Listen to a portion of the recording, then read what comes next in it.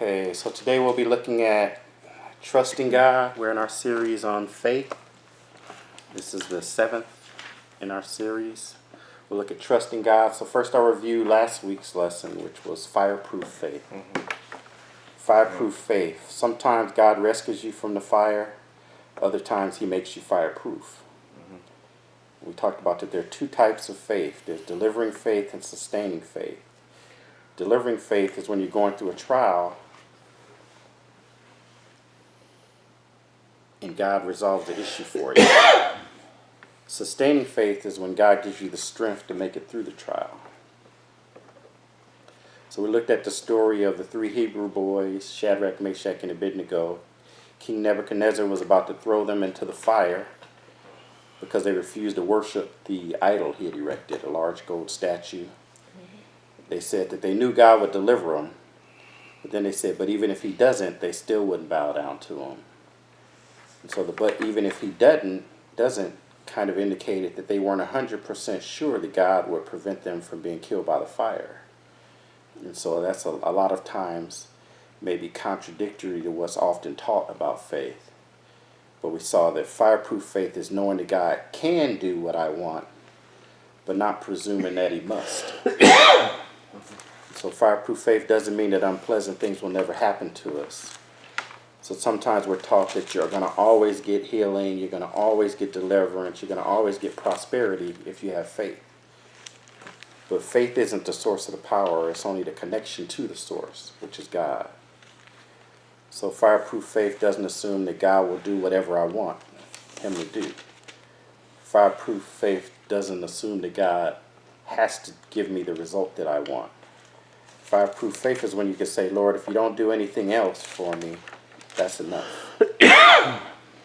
So God performs miracles to bring glory to himself, not to satisfy our desires. So faith isn't manipulating God to get what I want. Faith is resting in God so he gets what he wants. So that was last week. Any thoughts on last week?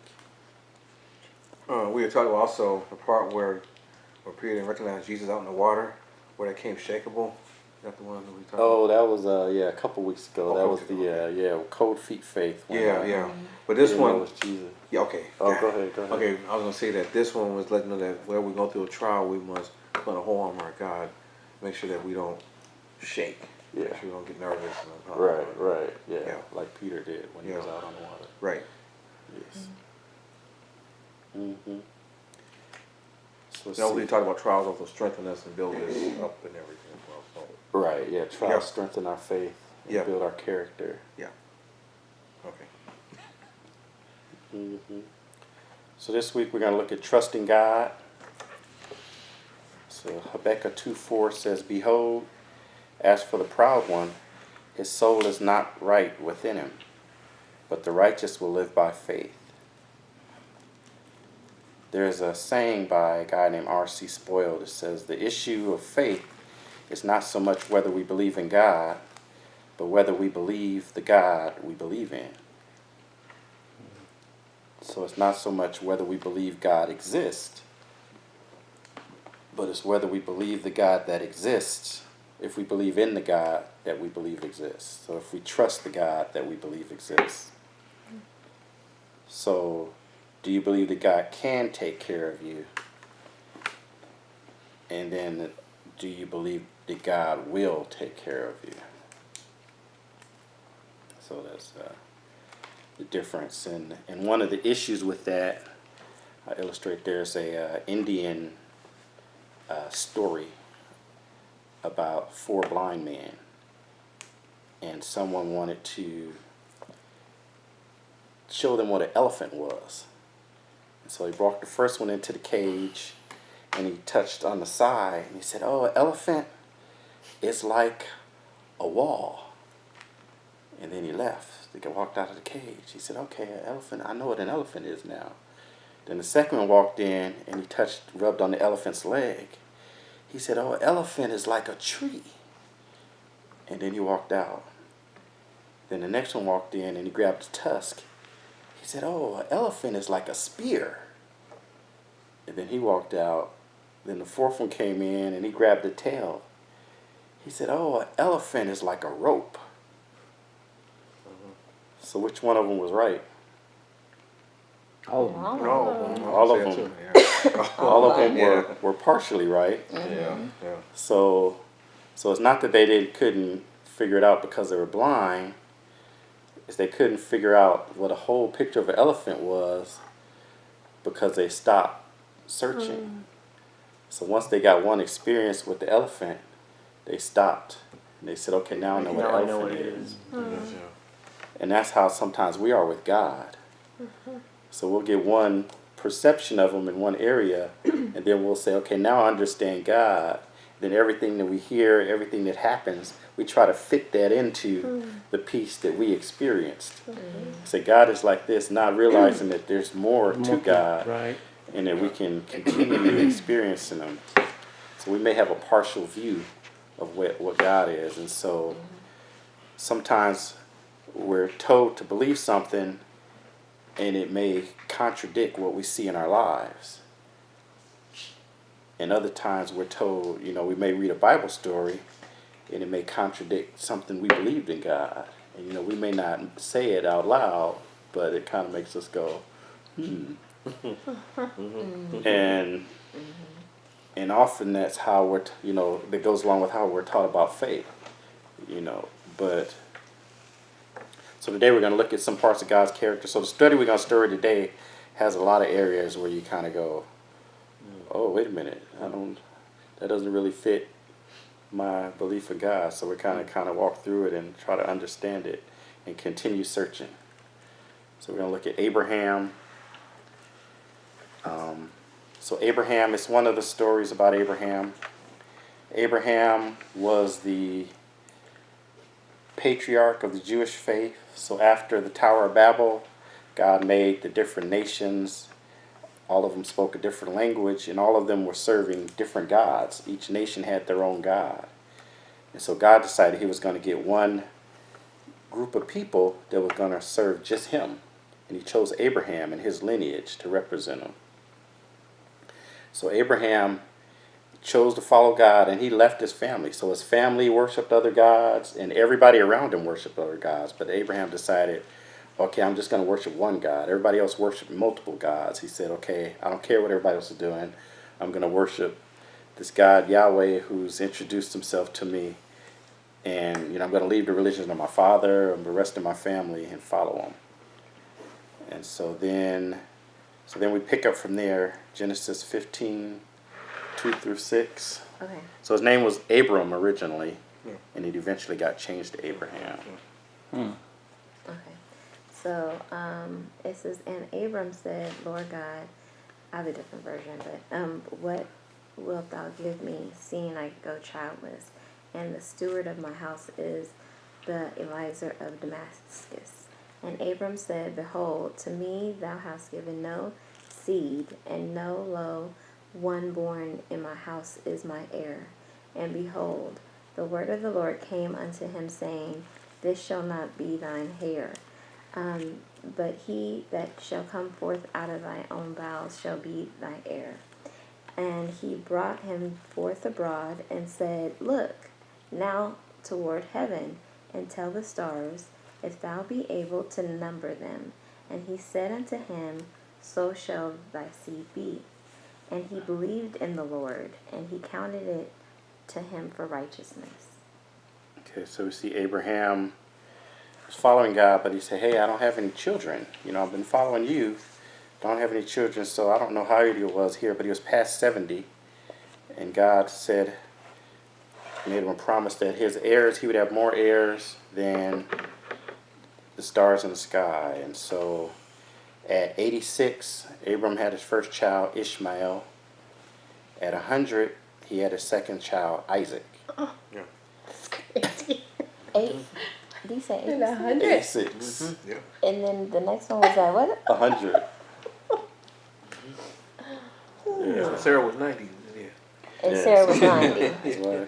And she remember laughed back at the whole then, thing. Yeah. There was no toxins like there is in the air Yeah, now. they were healthier. They were healthy. Yeah. People lived a long time. Well, they but did. but it it was was unusual to live 200-300 years. right. But it was Before, unusual to right. have children Still because was Yeah, it still was. They- Yeah, they, it's still uh, late in the game. they figured it was impossible, so it was a miracle. Yeah. And so Abraham, so the Christians, we see him as a patriarch. The Jews see him as a patriarch, and the Muslims also see Abraham as a patriarch. So his first child, Ishmael, that's the Muslims are descended from him, and Isaac, the Jews are descended from him. So they all see Abraham as the father of their faith. Okay, so now Why do you see that as the father of their faith? I don't understand.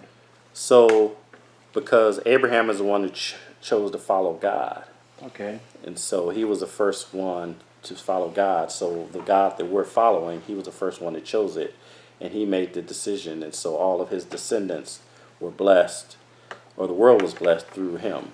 So he was, and so the Christianity came through Abraham. Through Abraham. Right, and so we see, and so the Muslims believe Christianity or Islam came through Abraham, but they don't necessarily. So they even have like the story we're going to read.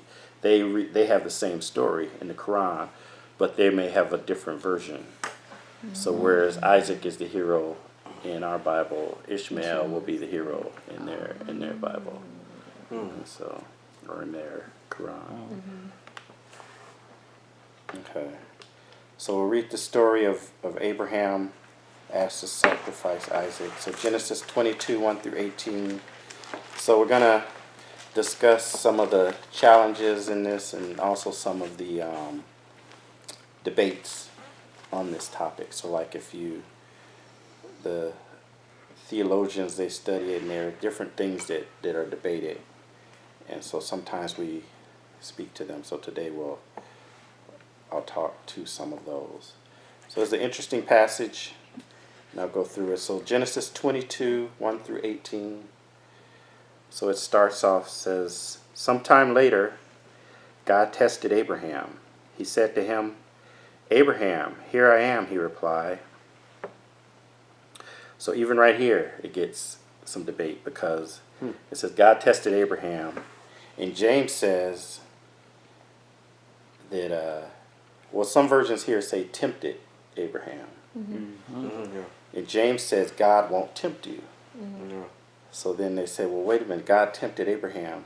But as we studied before and looking at God's character, we saw that whenever God gave someone a promise, they were always tested afterwards. So we saw that the Israelites, they told they can go to the promised land, but then 40 years they had to go into the...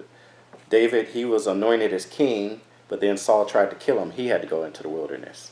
So the Israelites had to go into the wilderness. David, he was anointed king, but then he had to run from Saul, go into the wilderness. Jesus, he was baptized. God said, "This is my only beloved son." Then he went into the wilderness to pray, but if you read Matthew, it says he went into the wilderness to be tempted by the devil. So we see it's a pattern as part of how God works. Is when he gives you a promise, then there's usually a trial that gets you prepared for that promise.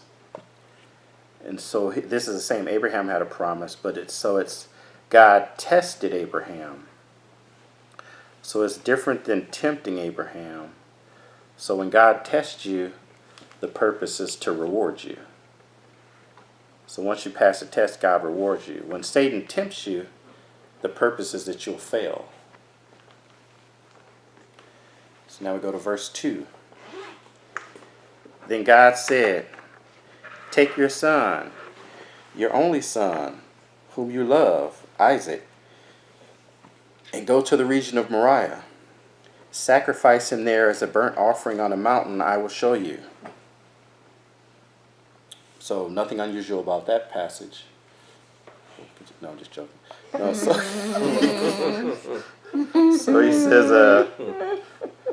he says, take your son. Then he says, your only son. And he says, whom you love. So he's like really rubbing it in.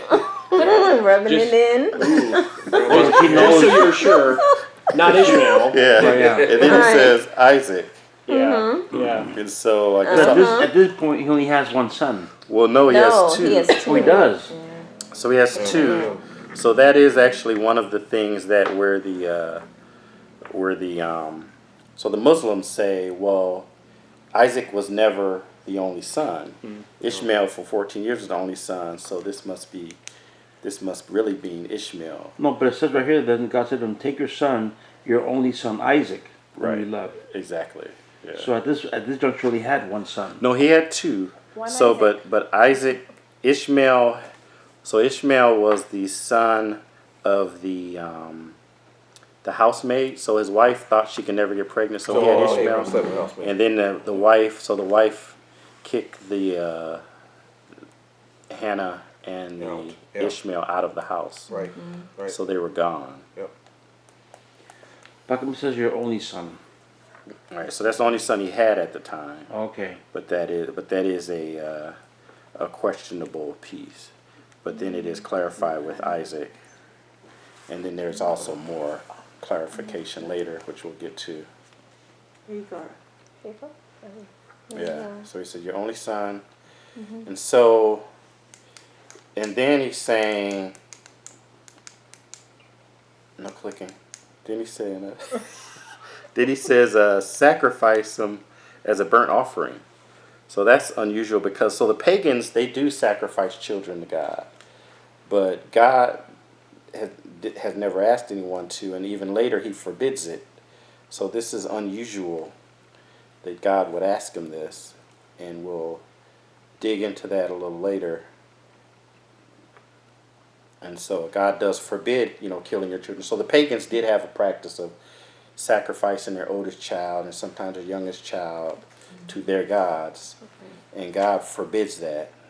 To Moloch was the common one they would sacrifice to.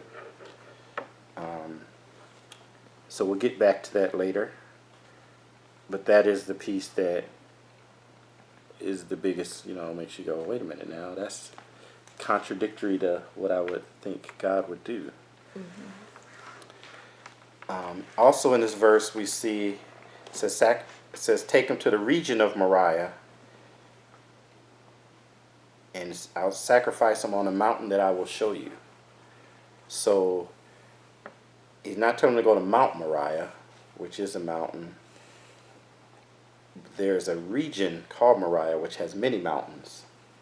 So, and he says, I'll show you the mountain to go to. So there's multiple mountains there. So the region of Moriah is a region in Israel which has various mountains. So the Mount of Olives is on upper part of Moriah.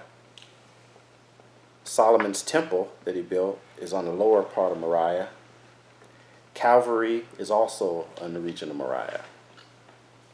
So a lot has happened in Moriah. Okay, verse 3. And that's not the same as the lady that sings really high, Mariah Carey. That's not Mariah. But her name is Moriah, right? Yeah. It's not really Moriah, is it? M-A. Oh, it's Yeah, spelled that was M-A. different. Yeah. That's a great voice, by the way. Okay, verse 3 says, Early the next morning, Abraham got up and loaded his donkey. He took with him 2 of his servants and his son Isaac. When he had cut enough wood for the burnt offering, he set out for the place God had told him about. So we see that Abraham, he cut the wood himself. But then it says he took Isaac and 2 of his servants. So he had servants, but yet he cut the wood himself. So that was because the sacrifice was holy to him. So Right. he did the work himself. So it says on the 3rd day, Abraham looked up and saw the place in the distance. So on the 3rd day, he located the place. So God told him, so it was on the 3rd day. He said to his servants, stay here with the donkeys while I and the boy go over there. We will worship and then come back to you. So here he says, I and the boy. So Ishmael would have been 14 or 16 by that point, and in that time, you're 14 or 16, you're married, you got your family, you moved out. You're not a boy anymore. Man. But he says, I and the boy will come back. So that further clarifies he's talking about Isaac. But then we see that he says, I and the boy will go over there, we will worship, and then we will come back. Who's we? He knew. Everything. He already knew. We're not going to come back. They're both going to come back. He already knew that he was going to come back with the No, son. I think he had some maturity. He was So like, yeah, he was. So yeah, him and Isaac. So either he knew or he didn't want to tip anybody off, one or the other. Because he was willing to go through with it, right? He was totally going to go through with it. Yeah. So we'll see. Okay. So in verse 6 it says, Abraham took the wood for the burnt offering and placed it on his son Isaac. And he himself carried the fire and knife, as the two of them went together. So he made Isaac carry the wood. Isaac carried the wood that was going to be used to sacrifice him on. So sad. Yeah. Just picturing his carrying this whole thing. But this well, is he doesn't know. Right. Yeah. this is interesting when he says we will worship and then we will come back to you. Right. I don't think he's being vicious, saying, trying to make something that they will worship and then will come back. I think he's already trusting God. I think so He's too. trusting Yeah. God. Yeah. So you think he's trusting God? Yeah. Yeah. Absolutely. That's a I good think point. he has faith in God, right, at this point. Like, Okay. So you think you might be trusting God? Yes. What's the title of this lesson? trust in God. Oh, Oh, I'm sorry. oh you might be right. That's a pretty strong faith. I know I couldn't do that. That's some pretty deep faith, though, Yeah. right? Well, I think like last week we saw that the three, Daniel and the other two, Or Shadrach, Meshach, Yeah. and Abednego. so they said that they trust God, even if He doesn't save them, they will Right. still do. Mm-hmm. So they will still worship, right, and Right. serve God. They Right. were not gonna bow down to the other gods. Right. So even if they die, Right. so Abraham is going with this, and even if he dies, his son, but I guess we have a little bit of faith that things are gonna turn out our way. Mm-hmm. Yeah. Yes. So verse 7, Isaac spoke up and said to his father Abraham, Father. Yes, my son, he replied. The fire and the wood are here, but where's the lamb for the burnt offering? Uh-oh. You are Got what? You are the lamb. the lamb. Ready to pull something over on his kid. Yeah. Nope. just like Jesus carried his own wood. The son's also going to carry his own wood for his own death. Mm-hmm. Kind of the same, right? Yeah. That's a good point. Yeah. A lot of parallels there. Yeah. Verse 8, Abraham answered, God himself will provide the lamb for the burnt offering, my son. And the two of them went together. So now we're not sure. Was he really planning on killing them? Did he think? So we'll see. Verse 9. When they reached the place God had told him about, Abraham built an altar there and arranged the wood on it. He bound his son Isaac and laid him on the altar on top of the wood. Then he reached out his hand and took the knife to slay his son. So he was going to kill him. Oh yeah. He took the knife out to slay his son. Oh yeah. He was gonna go down. So he was so he was ready to kill him. He took it out to slay his son. So it's clear it says. But the angel of the Lord called out from heaven, Abraham, Abraham. Here I am, he said. So the angel of the Lord calls out from heaven.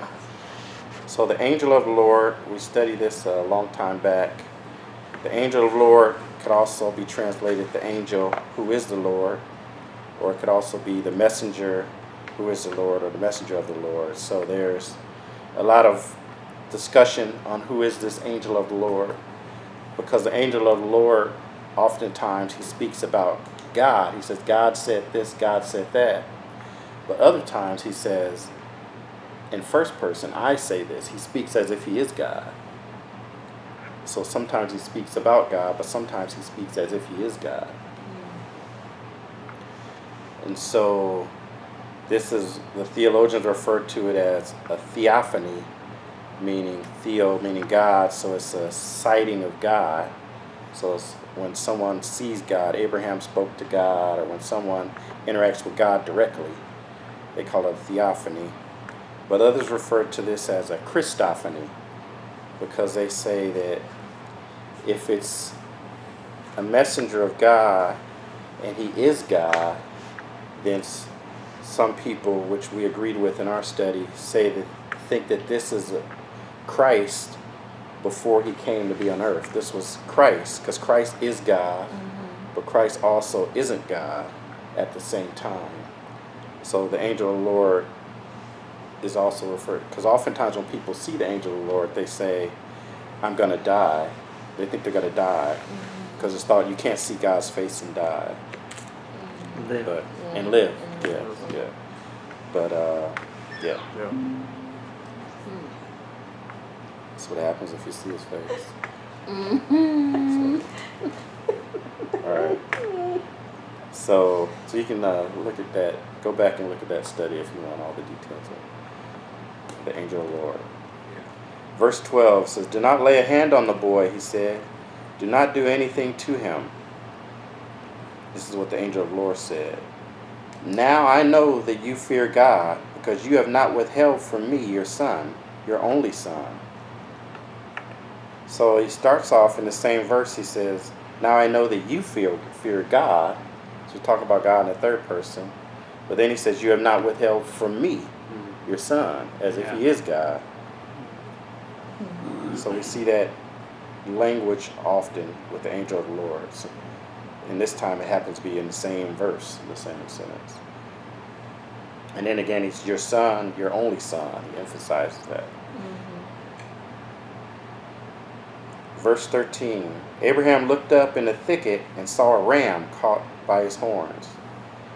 He went over and took the ram and sacrificed it as a burnt offering instead of his son. So the ram died instead of Isaac. So Abraham called this place, Lord will provide, Yahweh. And to this day it is said, on the morning of the Lord it will be provided. Then the angel of the Lord called to Abraham a second time from heaven and said, by myself I have sworn, declares the Lord, because you have done this thing and have not withheld your son, your only son. Indeed, I will greatly bless you, and I will greatly multiply your seed as the stars of the heavens and as the sand which is on the seashore. And your seed shall possess the gate of their enemies. In your seed all the nations of the earth shall be blessed, because you have obeyed my voice. So Abraham obeyed God. God rewarded him, and he confirmed that he was going to have many seed, many descendants, and the whole earth was going to be blessed through him, because his line is the line that Jesus came from, and so we're all blessed from Jesus. And so this was trusting in God. So an example I have of trusting in God was another one. I guess some of you probably heard it when we started this Bible study. So my job, sometimes I have to travel. And I had just come off of an assignment where I had to travel every other week to LA. And I may get an assignment where I have to travel every week for a year. I didn't know. Wow. But we started this Bible study, and so I made a commitment to teach it every week at the time. Every Thursday I would teach it. But my job, because God told me to teach, and we went through a bunch of things, and I was trying to figure out what did we want me to teach and where. And so once we finally figured that out, it's like, okay, I started teaching. I was like, okay, I'm going to teach every Thursday. But my job is like, they can call me at any minute and say, okay, now you got to go for a year to LA every week. So I basically went to my boss and said, hey, I'm not gonna be able to. It's like I've started doing something on every week on Thursdays, so I can't travel. I know it's a requirement of the job to travel, so I probably got to find another job. I just want to let you know that. And he was like, "Hey, wait a minute. We'll work it out. We'll figure out something." And so I was ready. I was pretty much gonna quit or start looking for something else to do. I wasn't sure. It's like, okay, God told me to teach every week. My job requires that I be gone, so okay, I must not supposed to have this job. But I figured I told my boss. He said, "We'll work it out." And he didn't actually. I don't know if he really did anything to work it out, but my assignments. You are. My assignments. 3 years later, Yeah. my assignments haven't had to travel that much. So I've only missed maybe 4 weeks because of travel. But you were faithful to what you had promised here. Right, I was faithful. God told me to teach, and I heard that clearly. So I didn't know, but I didn't have the details about, well, what about my job? What about my? It was like, but I knew that part. So it's like, okay, He told me to teach. That my job interferes with that, so I must need to quit my job. And so, but it turned out that wasn't the case. And so even though, like I like my job, it's like, like Pastor Brian was saying, men get a sense of self-worth from your job, the fact that you're working, and, I was proud of it. And then also when I was unemployed, it's like I'm always anxious and stressful, and I didn't really want to go through that again, but it was like, okay, I just knew that, okay, I need to teach. So that's all I knew. So, okay.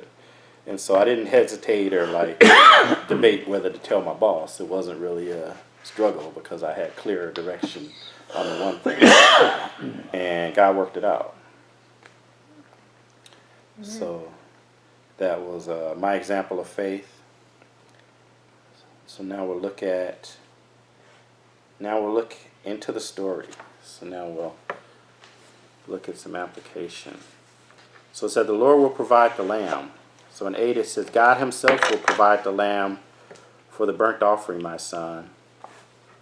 So we kind of talked about it. So what do we think Abraham thought was going to happen at the beginning? Was he ready to kill Isaac? No. He wasn't ready to kill Isaac? In the very beginning, no. No. Okay. When did he I find don't know. out? It he sounds was like he was. No, not from what he's doing, but like not from what he's saying. I mean, but from like he got up and brought Isaac out to the mountain. He's Really? like, Yeah, he did everything Oh, he said. yeah. Well, like actually. it seems to me like he's saying, okay, I don't want to do this, and Right. I hope God will do something and provide a lamb, as he says. But like, but if not, he told me to do this, so I'm gonna do this. Obey what he Yeah. tells. Right, Yeah, even he to was the point of obedient. losing his one and only so, son. Yeah, that was Right. obedience. And so he wanted a son, and they tried for years. They couldn't have a son, and he prayed for a son, and he didn't get it. But then God finally gave him a son, and so So you think he was willing to give it up, give his son up? He wanted to make sure that that son didn't take precedence over God. Right. He wanted to be first, Mm. even to the point of taking his own son back. Mm. Yeah. Any other thoughts? Yes. When God from the beginning told them that he was going to make a lot of people out of him, a lot of descendants. Right.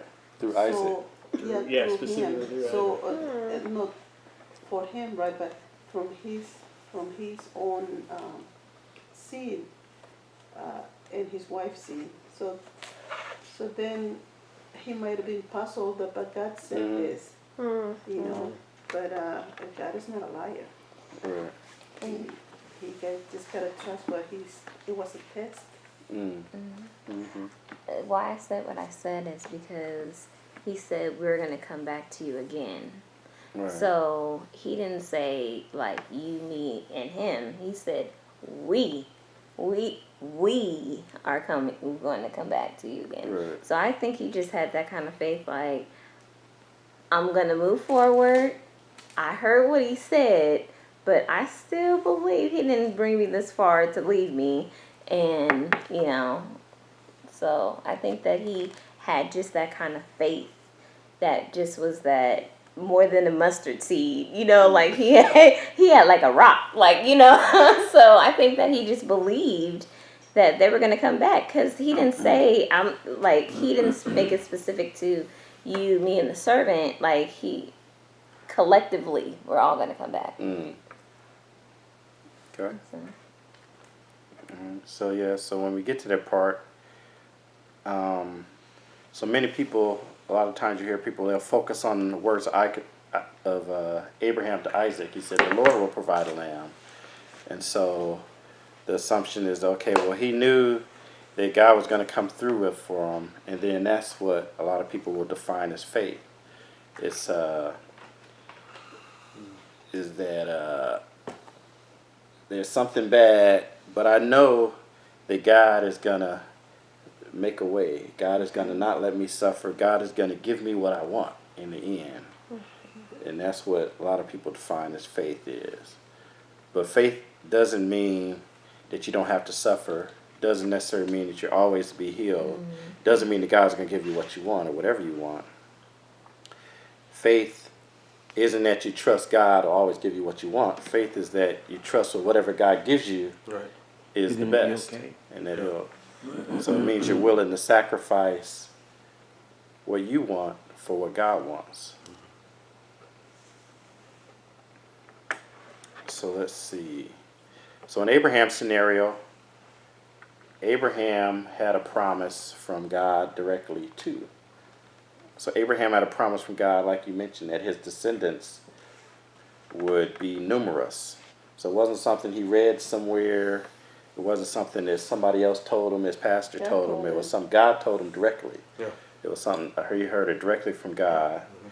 So God told him he's going to have many descendants from Isaac. But then he told him to kill Isaac. And Isaac didn't have any descendants. Right. But he was obedient to what God told him. He was gonna kill him, even though it contradicted what God promised him. Well, it doesn't say here, but you will think, so God is asking you to do something, and you're just gonna be obedient, but on your way there, you're gonna be praying. Yeah. You're gonna be praying and asking Him to have mercy on you. Yeah. Because you love your son so much. Right. You know. Yeah. And that's to teach us also how God gave His only begotten Son. And so you love a son, a daughter so much, you know, and He gave it up. Right. And He did not take Abraham's son. Right. Yeah. Yeah. So he was obedient. So God made him a promise he'd have a lot of descendants. If he killed Isaac, then it wouldn't happen. So similar to when we studied the angel of the Lord and a lot of things we studied, Paul, if we look in the New Testament, Paul actually clarifies what was Abraham's thinking, or he reconciles this. How could this be? So if we look at Hebrews 11:17 through 19, what does it say? By faith Abraham, when God tested him, offered Isaac as a sacrifice. He who had received the promises was about to sacrifice his one and only son, even though God had said to him, "It's through Isaac that your offspring will be reckoned." Abraham reasoned that God could raise the dead, and figuratively speaking, he did receive Isaac back from the dead. All right, so Abraham, he knew God had made him a promise. So Abraham, God said, Isaac, you're going to have many descendants through Isaac. So he's here. Isaac is here. Isaac has no kids. And God promised him sometime over here, Isaac is going to have a bunch of kids. But then God says right here, I want you to kill Isaac. So he figured, okay, God told me I'm going to have a bunch of kids. I got to kill Isaac. But Isaac is going to have a whole bunch of kids. So therefore, after I kill him, he must going to have the kids after I kill him. Right. He wasn't trusting you, though. So that's the only way to make sense of it. Which might be where the will come back and rejoin you came from. Like, well, that's where So he thought, can't do it with being dead. so he thought, okay, God told me to kill him. I'm going to kill him. But God also told me that he's going to have a lot of children to be my descendants. So he said, well, both of those must be true. So therefore, he's going to raise Isaac from the dead after I kill him. Yeah. So that was his In either case, he completely trusted him. right. He Right. completely trusted God. He trusted because, I mean, even more so All that. out- So like, maybe if he told me to do that and I sacrificed, I could believe that. But I have stories Right. of Jesus Yeah. rose Lazarus. Right. Paul or Peter, one of those guys, rose somebody from the dead. God rose other people from the dead. He didn't have any stories. No. He's the first guy following Right. this guy. Right. But he had faith, okay, God will raise him from the dead. Complete faith right So there. he had complete Complete faith. faith. He's like, okay, Yeah. God That told me is this. awesome. That must be Yeah. true. God told me to do this. Okay, so the only way this could make sense is if Amazing. Abraham surrendered, fully surrendered. Everything. He trusted God with everything. And he knew a blessing was coming, but he had to go on the journey to even sacrifice his only son. Yep. So he was willing to sacrifice his son, Right. but he knew he had a promise. Right. So he said, okay, there must be a miracle. There's going to be a miracle that happens. I don't know, for some reason I'm thinking about like, well, God doesn't ask us to, at this point, do such extreme things, right? But he does ask us to do things that we're like, wait, but I thought you told me this. That during that, it's such a critical time when we're going to go ahead and do what God is asking us to do, even though it doesn't make sense. It's so important to choose the right people to talk to about it. Because you could get so many suggestions and opinions and people that are not at the same point of having faith as you or wherever they are in their life. It could be a very confusing time. Right. And we really need to be sensitive to the voice of God. And if we do need like someone to talk to, we have to be so careful Right. who we pick. And might not even be that they're not at the same level of faith, because it could be that, like say you're a pastor, and you may have heard a lot of people say that, oh, God told me that this is my husband. Oh, God told me to quit my job and go in ministry. And then it turns out that it wasn't God telling them that. It was just their emotions. Yeah. Yeah. And so if you come Flesh. say, hey, It's the God flesh. told me this. So even if it's Yeah. a person who's walk, then they didn't experience what you experienced. Right. So if you heard it directly from God, you can talk to other people, but you shouldn't be talking to other people to figure out what to do. Right. So if God gave you a clear command, then there's not really a need to talk to other people, because all they can do is talk you out of it. If Abraham would have talked to everybody, other people, they would, if you talk to his wife about it, hey, I'm gonna go kill Isaac. No, you're not. It's like, wait, she just kicked his other child out of the house. Yeah. Isaac wouldn't have been on that mountain. Right. So he didn't talk to. Yeah, he didn't go talk to anybody about it. He didn't tell everybody. He said, "Oh yeah, we'll be back. Where you got? Right. Where's the lamb? Oh, Pick one up. yeah, Yeah. about that lamb. Yeah, God will provide. So if you have clear direction from God. So if it's not clear direction, then you might want to talk to other people. You want to read the Bible. You want to ask for confirmation. But if it's clear, which I guess a lot of times it's not necessarily clear, and you want to talk to other people, but then again, they won't know your experience, but they can tell you from experience. So you want to talk to someone who's coming to you from a spiritual perspective, and not what, oh, Frankie went to kill his son and didn't work out well for him after that. So you don't want to, based on their experiences, you want them to based on, the Bible or what God said. I mean, you can ask people, about from their experience, but it's not necessarily a spiritual answer. Right. But yeah.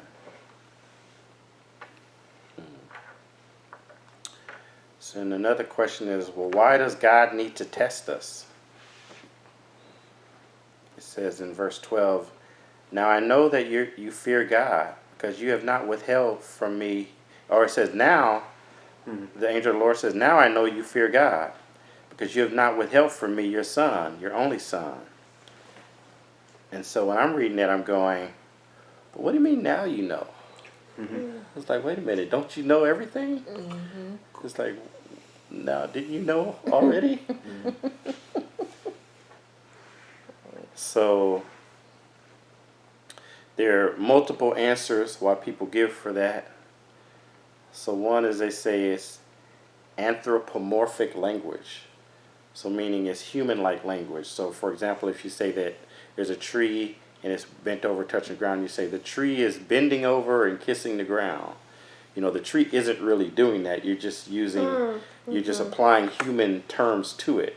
So they're saying this statement, now I know, is just applying human terms to what God was doing. That wasn't literally what was going on, but it was applying human terms. So that's one thought.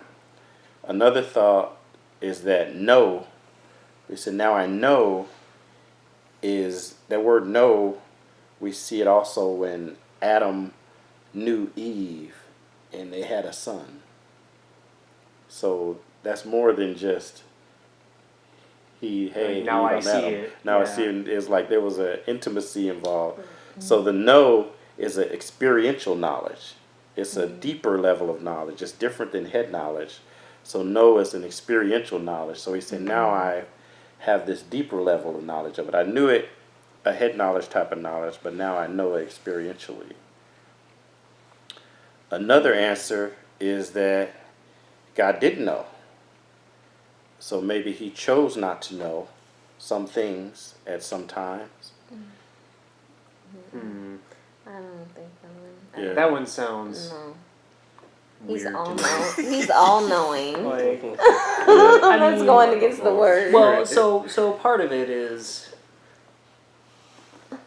the old question: can God make a rock big enough he can't move? It's like my brain breaks thinking about that.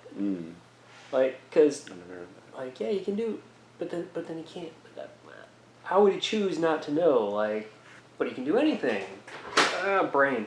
So I don't have a good answer to this, but it's along those same lines. But it does still sound weird. Yeah. Yeah, I don't like that one either. Yeah. Another one said he didn't know, because meaning that God knows everything that exists. So he knows everything that exists, but the things that don't exist yet, he doesn't know. So that one's a little challenging too. So if the decision hasn't been made, he doesn't know it yet. And then the last one is that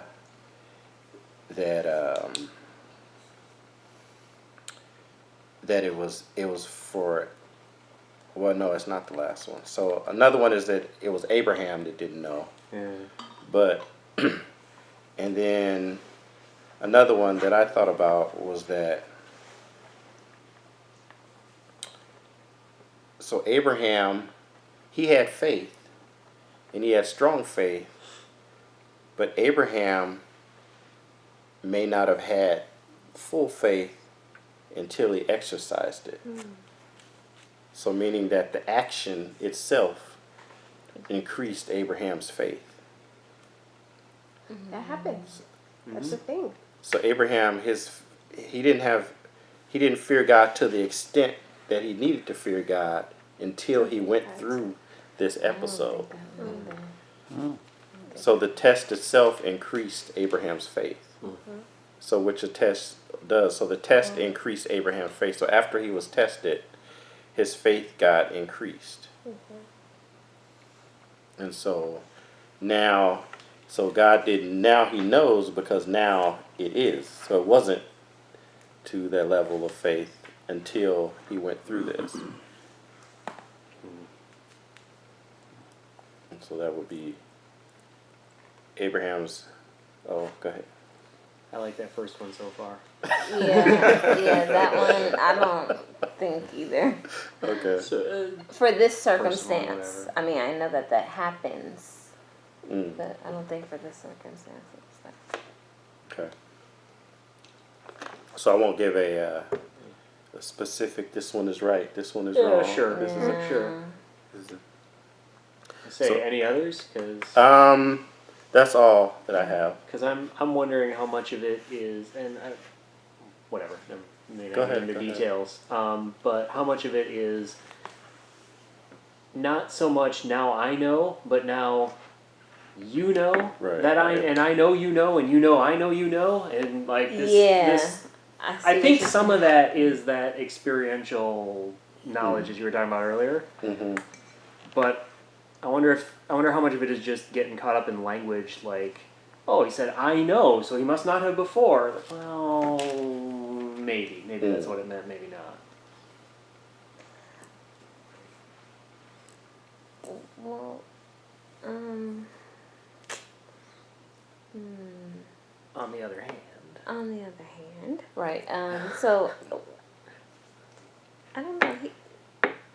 I feel like it is like I know my God, and because like usually in the text it'll say the person feared or something happened to like there'll be like somebody got shocked or feared or sometimes, but it didn't happen in this time. It was just more like a confidence, like I don't know, it was obedience and confidence to me when I read that word. You know, it doesn't say anything like he feared the Lord or something happened, to make him. I don't know. I think Genesis though It does say has that, less of that the angel of the Lord said, now we know that he fears God. Yeah. In the fact of like he fears him like to obey him. Right. Like not fear like I mean he just But fear is reverence. well that's true. Yeah, That's true. it's Yeah, reverence. Not afraid, fear, but reverence.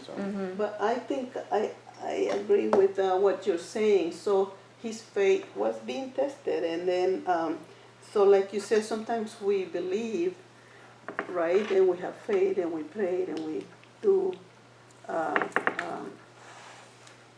but then that faith is not so deep until we get sick with something. Then people become more closer, or we encounter difficulties. I mean, difficulties that really hit us. Yeah. Then the faith is tested, whether we gonna say, "Oh, this God, why do I do all this, and look what's happening to me." Right. Yeah, there's a saying that says your faith is only as strong as the test it survives. And to give you a son, he said he promised you a son, and then they conceived the son when they were in their old age, and now he's gonna take it away. He didn't get angry. He proceeded with what he got told, and he has seen all the miracles God has done through Lot, right? And when he went to Egypt, all having the things, children. yes. And so I think his faith was tested, because that's. Well, yeah, definitely was tested, because the first verse it says. You love your car, you love your house, you love everything, but then when it comes to your kids, something happening with their health or whatever, then you'll give up the car and the house or whatever to save that child. Right. Yeah. Yeah, a lot of times the tests or the things we go through, they say you're only as strong as what you can lift. So that the test is kind of like we claim, we believe that heaven is a better place. We believe that, when we're Christians and we die, we're going to go to heaven and we're going to be better off than we are on earth. But yet, if we have a Christian loved one that dies, we're sad. So it's when we get the test is kind of when our faith is tested. It's like okay, I believe that that I'm going to go to heaven, but yet, and it'll be better, but yet, if the plane has turbulence, I'm afraid, because I might die. So it's kind of like when you're tested, it kind of reveals, or it kind of tests, is your faith really as strong as you think it is? And then sometimes when you go through a test and it works out, your faith gets strengthened. Every time you go through something, your faith gets stronger. Every time you get tested and God comes through, especially if it's clear that it was God. Well, you see it through your friends and family too, through your family or friends are going through things, you pray for them. Oh, right. And you see that God's hands is there. Right. Yeah. So it doesn't have to be you. Right. Anything where you're experienced it, where you, if you're praying for it, if you're praying for it and you see God, whenever there's answered prayer, then that increases our faith. Yeah. Yes. Whenever God answers our prayer, it increases our faith. The more you increase your faith, the more you won't be shaken. Every Right. trial you come and endure. Yeah. So we talked about that one time that we go through trials that tests us. It's our endurance. Right. Once you keep faith and trusting, you get stronger and stronger each day. Right. I was reading this thing the other day on Facebook about a study that was done in the Arizona desert where they had a living community in a bubble, in a glass bubble, and they had grown plants and trees and they had all this stuff. They had this community that was protected in the glass bubble. It's called the biosphere too. And they were saying that these trees grew faster than normal, and they grew twice as fast, twice their height. They're finding out that these trees were just all up and all of a sudden they were just falling over and dying. And the scientists figured out the reason why. It's because they didn't have the resistance from the wind. So without the resistance, without the pushing from the wind, they couldn't grow strong. Yeah. So just like our lives are the same way. Without any kind of testing, we don't grow strong. Right. So it's all about pain. A little bit of pain makes you learn from it and you actually develop. Yeah. So in a sense, life is about pain because If it's in a bubble, it doesn't have much root. right, either, not much root. Yeah, Yeah. Yeah. So that's a good analogy. Yeah. The wind. So the wind. makes The us wind trees- makes us stronger, and it gives us resistance. gives us resistance, increases our character. But then also, if we know that it was God, then it increases our faith in God. Right. If we know that it was God, or if we attribute it to God, then it increases our faith in God. You know, versus someone who doesn't believe in God, anything they go through, they'll attribute it to themselves, and they'll get proud. So if a person got rich or successful or whatever on their own, or if I became a great athlete and they don't believe in God, then it makes them proud because they went through this. So every time you go through a test and you come out, your faith in something gets stronger. So it's either yourself or it's God or a chance or the universe if you're Oprah or Will Smith. Yeah. Like you either seek deeper submission or you seek your own lordship. Yeah. Yeah. Yeah. It's like, who do you follow as Lord? Yeah. Right. So it makes you definitely deeper trust, and hopefully that will account to now I'm going to submit more. Now that I trust him more, I can trust him with other parts of my life where I'll submit to him.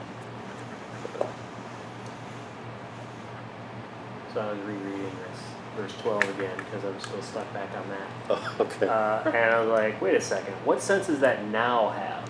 That now I know that you fear God? Is that like, now I know that you fear God? Or is that now I know that you fear God? Oh. Like, yeah. Oh, okay. Well, the Oh, comma's yeah. in the same place in both of those. Oh. It's like, what is that an emphasis now, or is that a unit of time now? Or like a Yeah, point in actually time now? that's, I don't know. and it's probably pretty clear if you look at the Oh, I'm Greek, sure it's clear in the Hebrew. the Hebrew. Yeah, but I don't have that here. But I don't, Yeah. Like that might be an option alright, too. let me look real I just quick. reread it. I was like, wait a second, that's the other way to look at What it. is that, Genesis 22:12. 22:12. Alright, so we'll do a lesson in Bible study.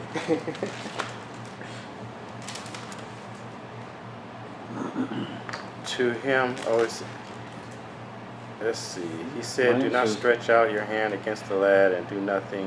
Mm-hmm. To him for now. So to him for now is actually all one word. Really? So that, and the word means now. Now, whereas, henceforth, this time forth, straightway. Okay, so it's more a point in time thing than a. No, without from English. This time with an adverb conjunction. Okay, well, never mind then. Yeah, it's a point in time. Okay. Or in phases. It can be now or it can be in phases Phases? as well. Yeah, never mind. That's not what I meant then. So we'll look at the question now. Do you love the gift or the giver of the gift? So in Abraham's test, God tested Abraham to see if he loved Isaac more than him. So the question is, do you love the gift or the giver of the gift? We love the giver. Yeah. Well, the first commandment Abraham knows, that is to love your God over everything, anything on the earth. And Yes. Well, Abraham wouldn't know it, but Because the there was no Exodus, commandments. Oh, that's no right. commandments No, with no, them. not yet. I Sorry. mean, us, That's right? just The very beginning. before. we know. And Yeah. then So, to fear God. yeah. So, do you worship the gift? So when you're a mature Christian, then you would be willing to give up your blessing to remain obedient to God. So even when you don't see a negative or sinful reason for keeping your blessing. So so the question is, if it violates God's word, will you give it up? Or if God asks you to, would you give it up? So now we're talking about our test, the test that we go through every day. So we can trust God to perform a miracle, but will we trust God with the miracle once we get it? You know, are we willing to give it back? It's like, okay, you trusted God for that girlfriend, that boyfriend. Would you willing to give it back if they interfere with your relationship with God? You trusted God for that job. Are you willing to give it up if it interferes with your relationship with God? It's like, oh, well, no, God gave me this, relationship. God gave me this job. So Tough. yeah, it's tough. It's easy to say yes, but when time comes, Yeah. You try to talk yourself out and say, oh, but God gave me this job. Right. But it's time to move on. Yeah, it's like, okay, give up jobs. Like, get behind me, Satan. I know that's not you. I know that's not you. I know that's not God. I'm not even gonna listen no more. They just gave me a raise. That must not be God. That ain't God. I'm not gonna pray for a couple months though. Yeah. So when you pray for God to give you something, like, would you be willing to give it back? Yeah, it's tough. It's tough, especially if it's something you've been striving for all your life. If you won the lottery,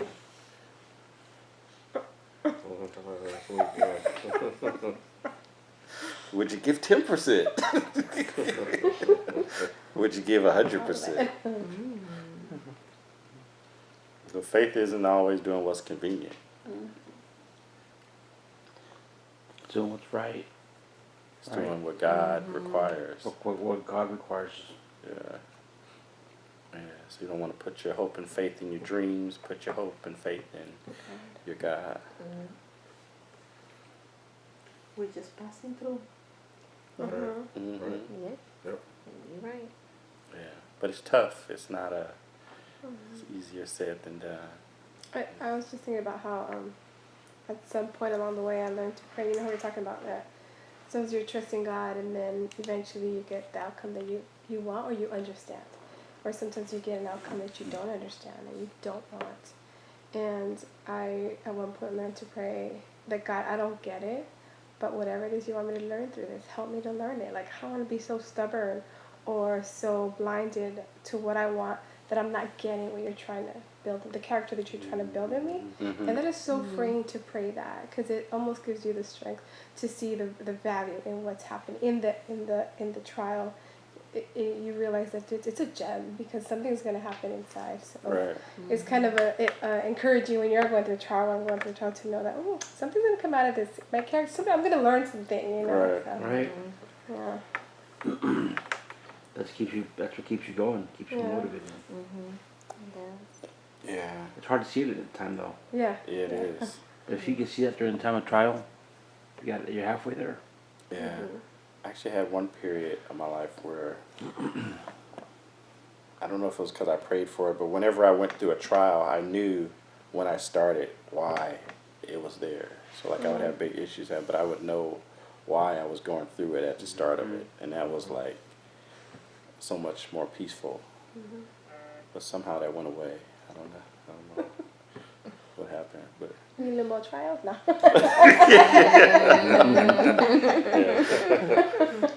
maybe, I don't know. Nah, I'm good. You're like, good, I don't know. No, I'm good. Because only God give us the peace with understanding.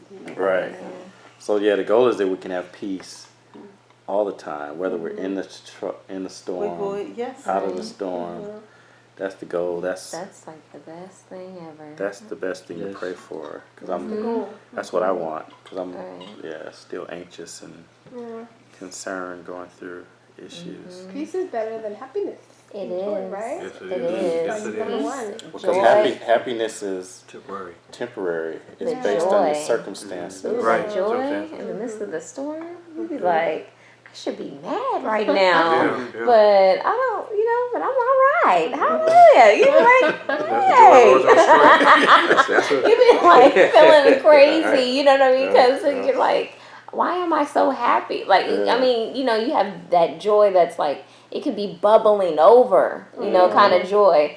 And you cannot have something or, nothing could be going right Right. at that. And it's, And you you see know the it's bright the spot. Lord. You know Yeah. it's the Lord. There's no explanation. It's Yeah. no Lord, explanation. it's the Lord. It's Because like- normal people, who don't know the Lord, they go through, they be drinking and doing all kinds of stuff, and looking at you like, what's wrong with you? right, Yeah. and you still come in with the smile on your face, and Thinking you high, I'm high. right, on Jesus. and it's like it's the joy, Yeah. and just Joy and praying strength, for that's that it. over, Joy and strength. just bubbling over, just that Psalms 23 stuff. Yeah. It's just.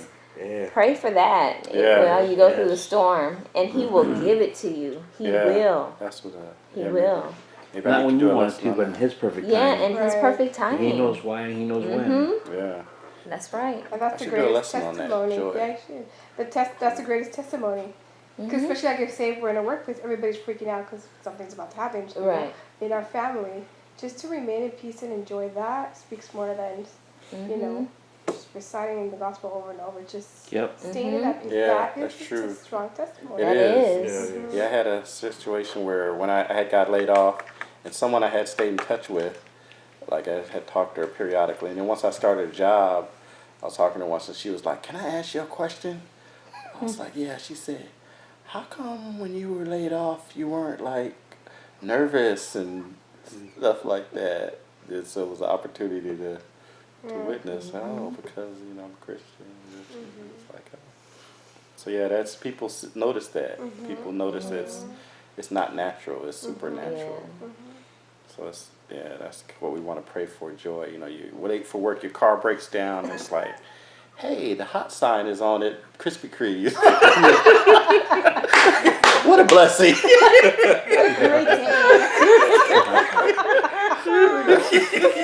We're gonna get a donut. Hot donuts. They never have they're always hot while I'm at work. What a blessing. Lord, it's good.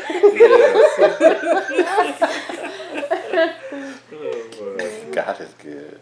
All the time. All the time. Amen to that. All the time. God is good. So another thing we're seeing here is that God determines the sacrifice. So that's something we have to accept, is that He picks. He chooses the sacrifice, not us. So the sinner doesn't get to choose the sacrifice. The same way a criminal doesn't get to choose a sentence. And we don't always necessarily understand it. So Well, he Abel. likes, I'm sorry. He likes better obedience than sacrifice. Yeah. He likes obedience is better than sacrifice. But sometimes the obedience is to sacrifice. So yeah, both. But we have to accept that we won't necessarily always understand it. So Abel's sacrifice was acceptable, Cain's wasn't. It didn't explain why. It's like it's not up to us. It's not for us to understand it or not. Just God is choosing to sacrifice. So a little bit about. I don't understand why, but he wasn't humble. He wasn't humble. Who wasn't humble? Cain. Oh, okay. He So God wasn't pleased with his offering, and he didn't go ask for forgiveness or go and try to please God with something else. He just, whatever, I brought you that, you didn't like the gift, it's your problem. Right, so he wasn't humble. It doesn't say that either. Yeah. Yeah, it's not clear. Sacrifice. So a little bit about sacrifice for the Israelites. The idea of substituting an animal's life in exchange for a human life was present from the first sin onwards in Genesis 3, but it was never a human life. When the Israelites purified their flesh through sacrifice, it allowed them to have physical proximity to God. So once they sacrificed a lamb or something to atone for their sins, that means they could go into the temple, that means they could have communion with God, and it allowed the sinners to take their place in the camp and in the ceremony. Otherwise, they were unclean. So different things you do made you unclean, and the sacrifice made you clean. And so something that you guys alluded to is how Jesus was the ultimate sacrifice. And so Abraham and God had a covenant. They were in a covenant relationship. They had a blood covenant. So they killed birds or some other things. They made a covenant. God had made a covenant to Abraham. Abraham made a covenant to God. So they were in a covenant relationship.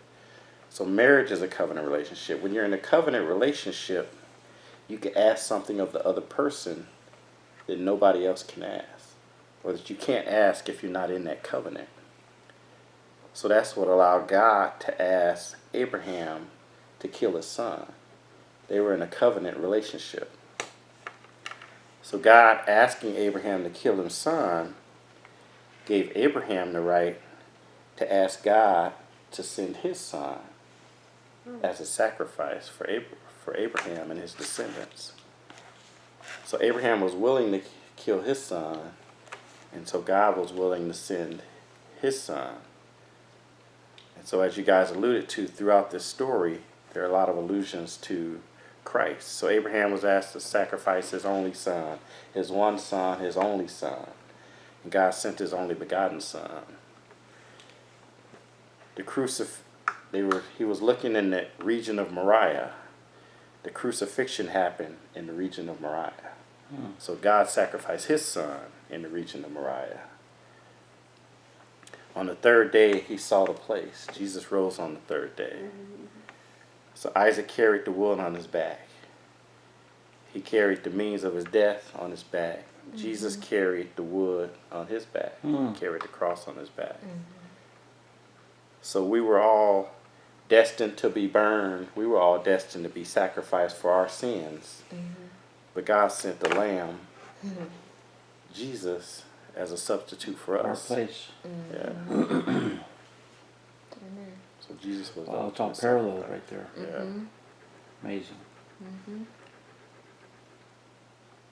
Now, is Ishmael part of the reason why Israel comes about?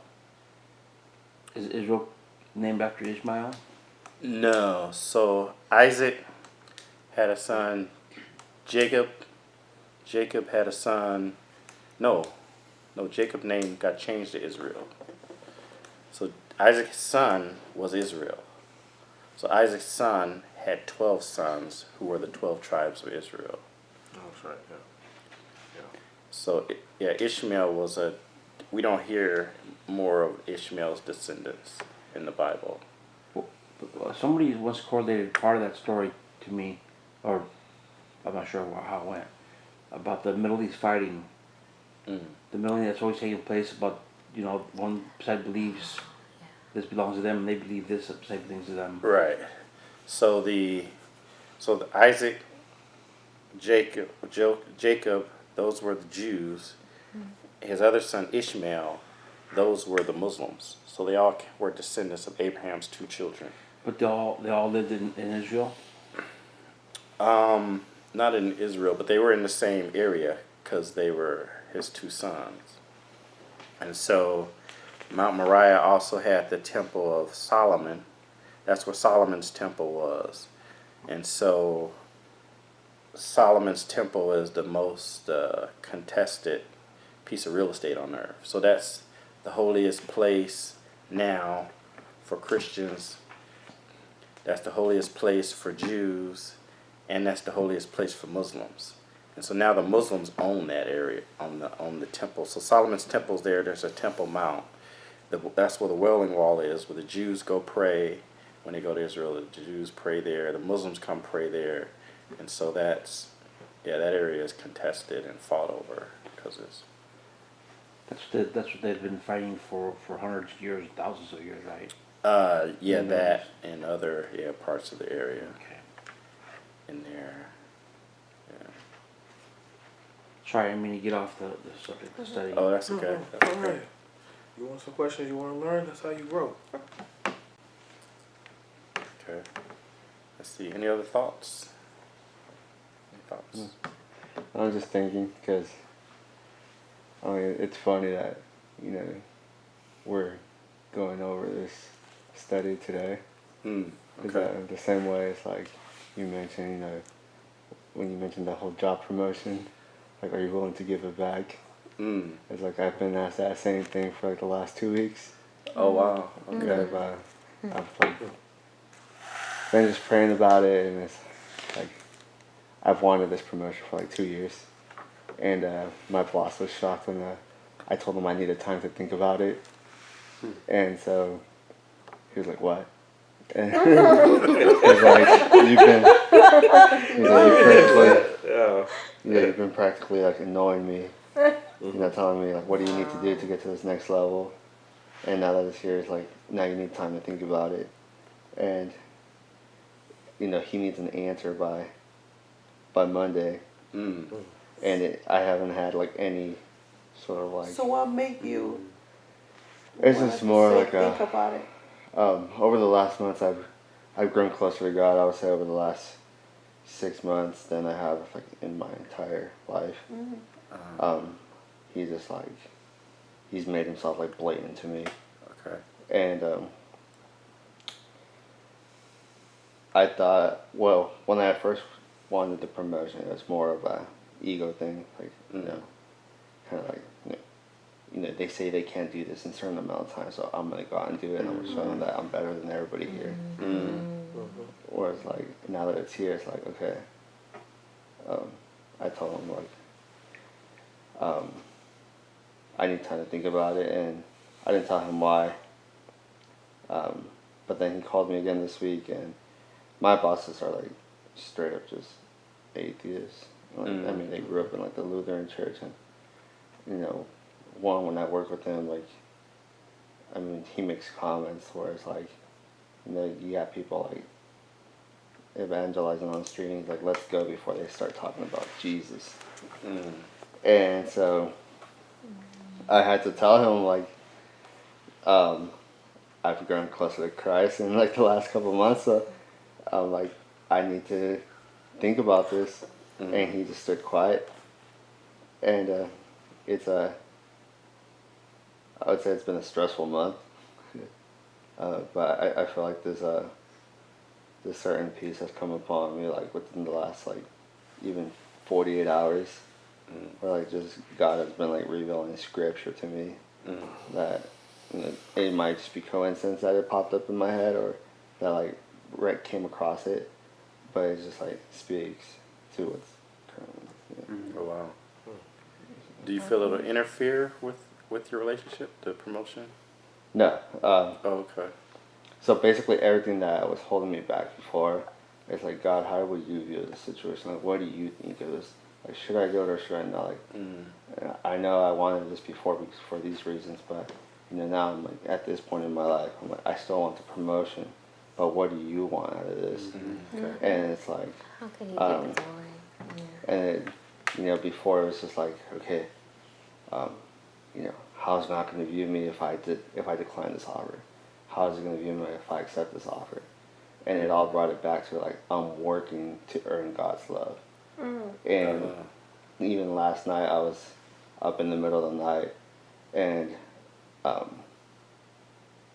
I started like just looking up, on your app you can look up plans to read, and I looked Oh, it up. I looked up like discernment, like what does discernment mean, and I ran across this short verse. It was like Romans 7 something, but you can click to like see the full chapter. So I just started reading through the full chapter, and it gives that example of marriage, like when a woman is married to a man.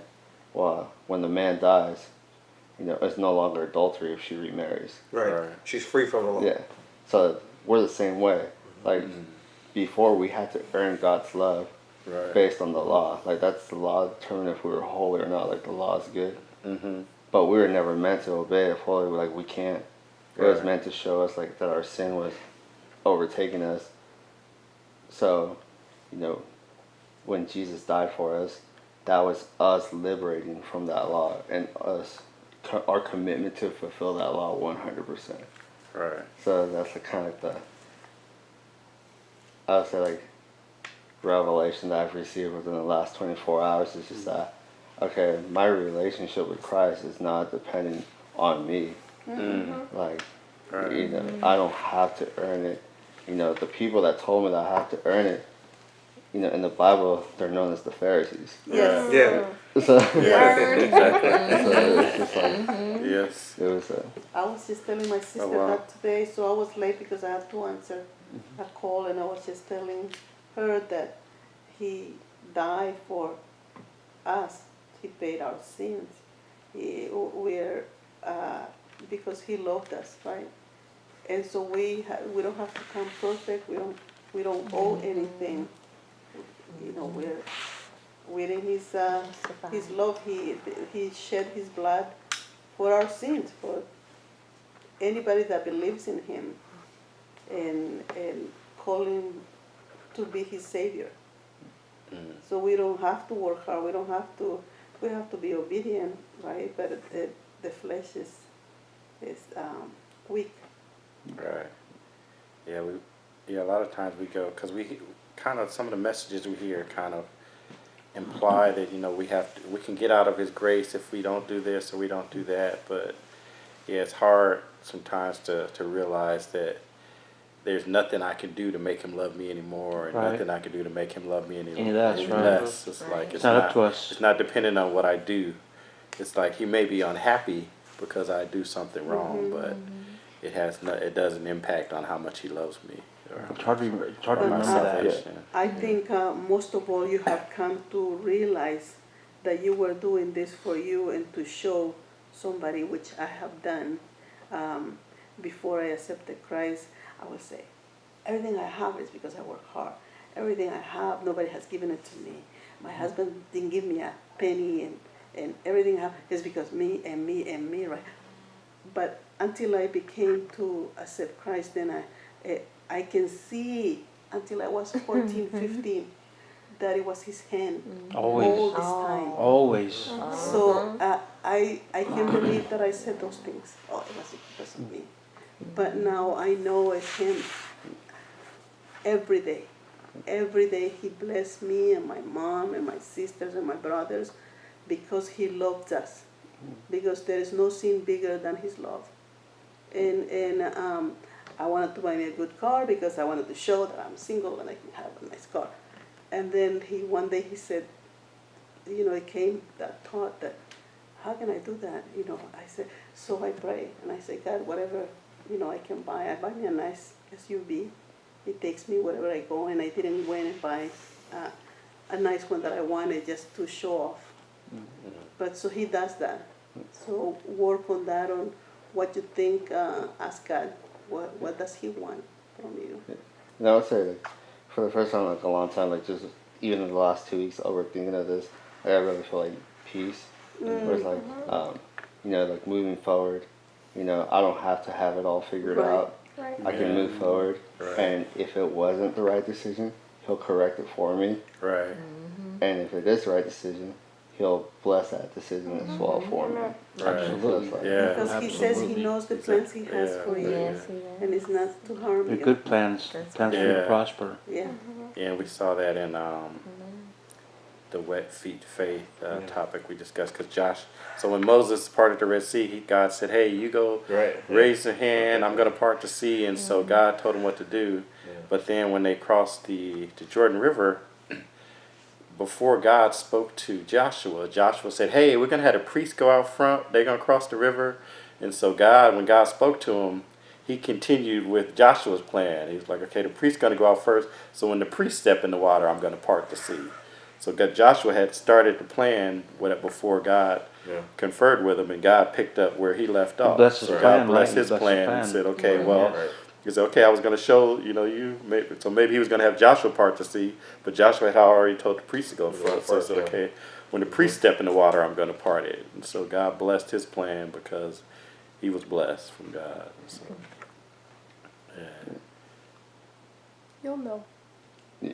When you need to know, you'll know. Yep, he'll reveal it to you. And you will know beyond the shadow of a doubt, you will know this comes from God. Yeah, thank Feel you. it. Thank you for sharing. Feel it deep inside your heart.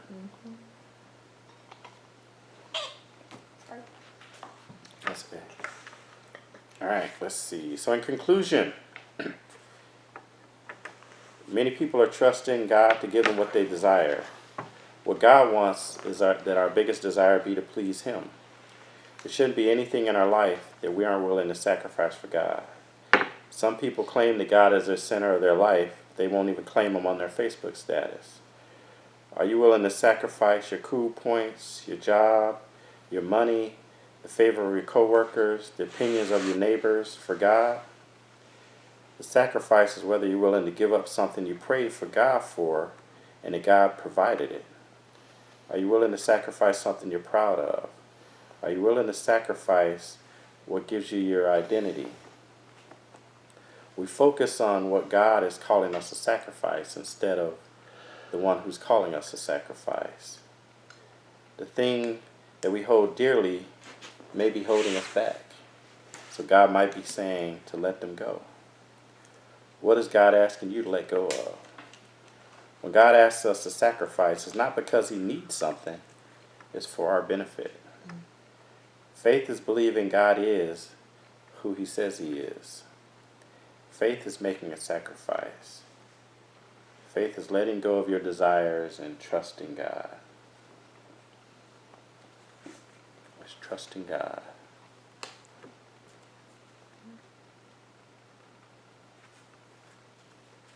So let's walk in the way. Let's seek the truth. Let's live the life. I was ready for that.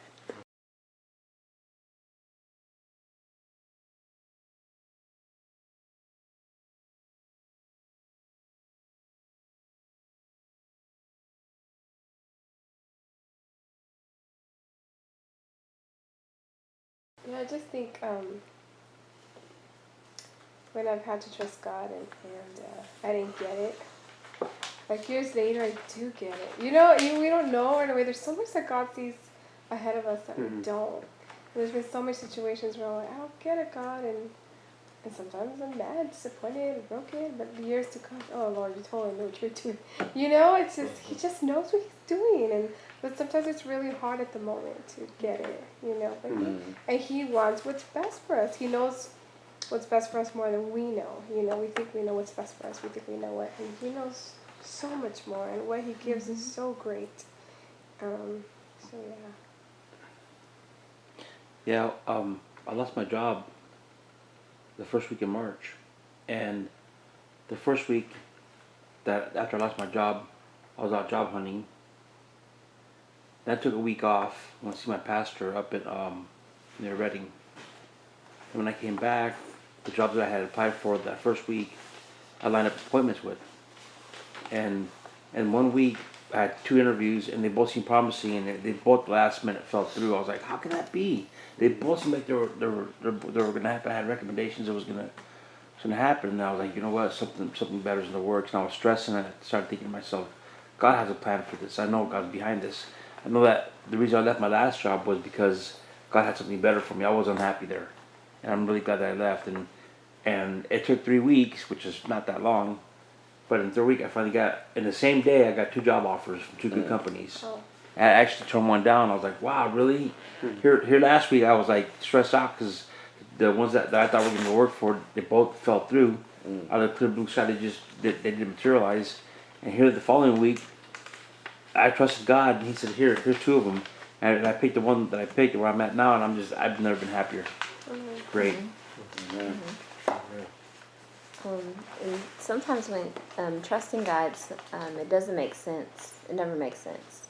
It's always like that is just so crazy. I mean, well, It's the opposite of what it's you the want. opposite. Yeah. It's the opposite because in my experience in trusting God, it was like dear to my heart to finish school, and then the Lord was just, I was just, what is going on the inside, and I was doing well in school and doing all these things, and He wanted me to trust Him, not school. Not school. And so He made me quit school, and it didn't make sense. Everybody was like, wait, the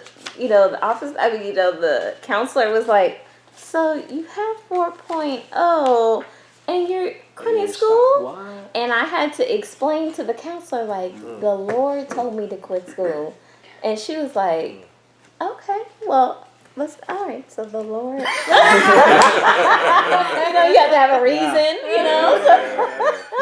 So, I mean, it didn't make sense. But then now it makes sense. Like, just It was like. all part of the plan. It was all part of His It was perfect all plan. part of the plan. And it's like, oh, you wanted me to walk by faith and Not by sight. and not by Not by sight. Not in your own. Right, and not in my own Walk by ego faith, and not by my sight. Yes. thought process.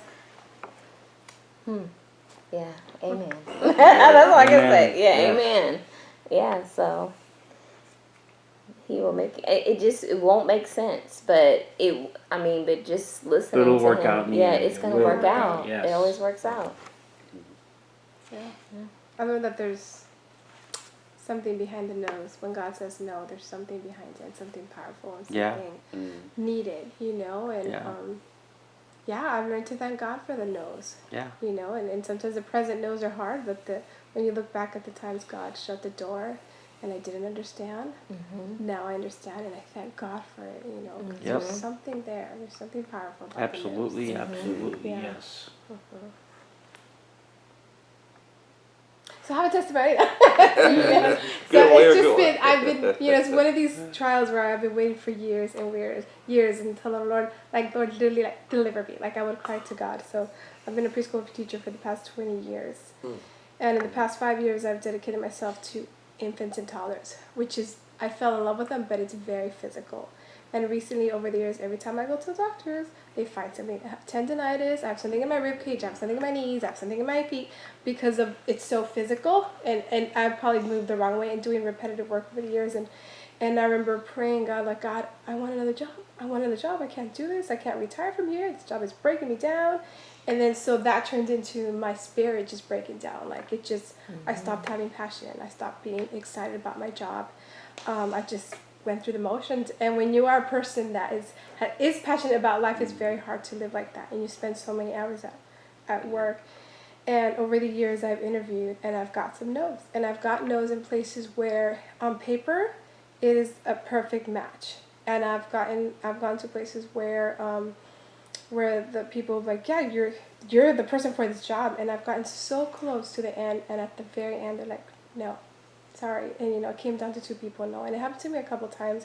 The last year I had to interview 6 times, and they were saying, we're creating a position for you, and at the last minute they're like, we're not ready for you. I'm like, what is this? And I would cry to God. I'm like, do you see me, God? I'm hurting every day. I'm all like, ibuprofen, and that's not good. And No, never. so I finally got a yes. And when I got the yes, the way things happen, so everything went very smooth. And when I was in the interviews, I literally felt like, who is this girl? Because you hear me every day, I'm like clumsy and crazy, but I was so professional. I'm like, where did this come from? And I feel like, except for that one moment. But I was like, God just talked through me, and I just was so confident in everything they asked me. Boom, boom, boom, it was done. And it's a job that I've been wanting to do it. I mean, it's teaching at community college. I used to do it part-time. I used to love it. But I quit it because I was doing 2 jobs and I burned out.